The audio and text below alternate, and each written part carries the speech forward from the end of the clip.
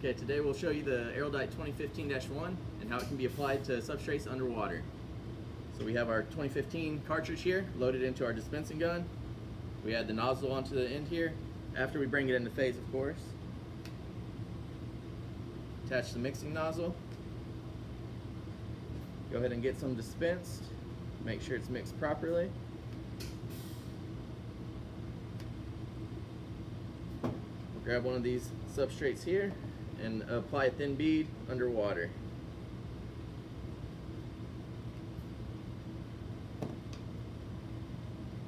Go ahead and apply the other one onto that adhesive.